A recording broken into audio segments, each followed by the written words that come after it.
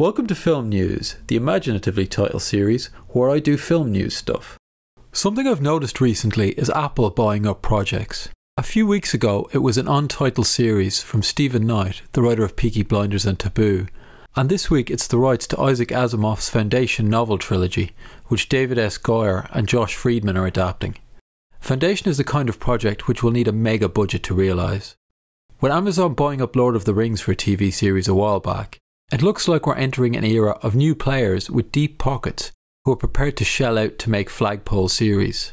All of these companies want the next Game of Thrones, so hopefully we'll get some epic TV in the next few years.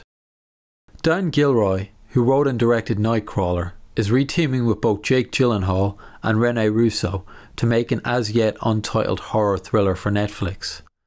There isn't a whole lot out there about this yet, but it will have something to do with artists and the super rich collectors who invest in their art.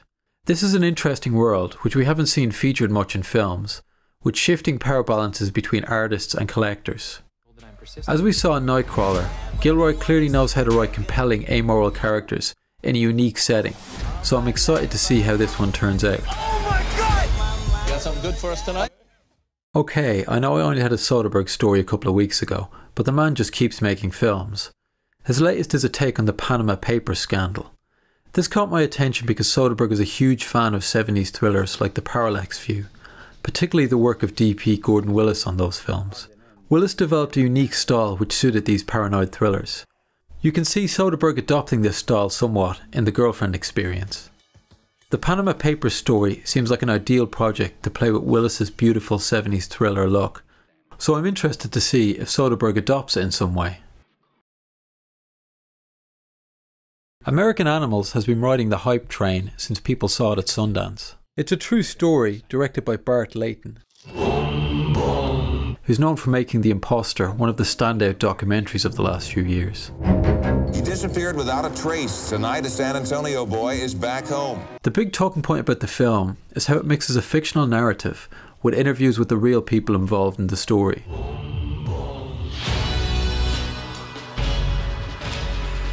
This trailer looks good. I'm going to go with the hype train for now. How do you know no one's going to get hurt? We've had a plethora of films and TV series about the start of the drug trade, but Birds of Passage looks different. It's made by the director, producer and DP behind Embrace of the Serpent, one of the best reviewed and most striking looking films of 2015. And if nothing else, DP David Gallego has delivered some standout images again. The film explores the beginnings of the Colombian drug trade, and hopefully it'll give us something more original than a guy gets rich smuggling drugs, then it all goes wrong. We have a great relationship.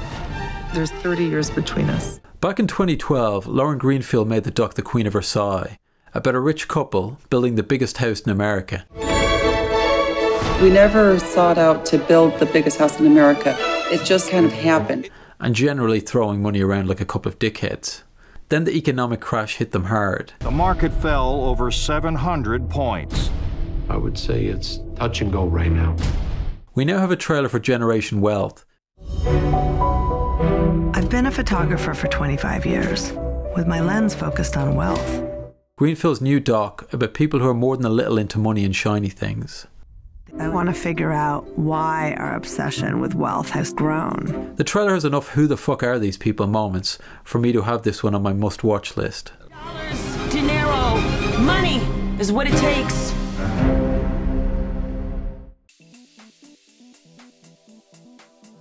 Great news this week that Agnes Varda is making a documentary breaking down her career.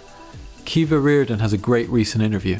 The Hollywood Reporter reprinted a contemporary review of Today We Live from 1933. Apparently it features swell writing from beginning to end. The SlashFilm podcast has director of 10 Cloverfield Lane, Dan Trachtenberg, on to discuss why video game adaptations are nearly always terrible. Quote of the week goes to director Jeremy Saulnier. It involves people stabbing themselves in the face. You won't be surprised that Warner Brothers are cutting their ties with Brett Ratner, but you might be surprised how deeply he was involved with the funding of some of their big films. If you're feeling productive in your film career, check out this tweet by Steven Soderbergh and prepare to feel like you're not getting anything done. And finally, this little video of William Friedkin talking to Nicholas Winding Refn's ego popped up in my feed, and I love it. Is there a doctor in the house? Thank you for watching. The links to everything covered are in the description below. If you like this sort of thing, please like, subscribe, share, hey, maybe even leave a comment.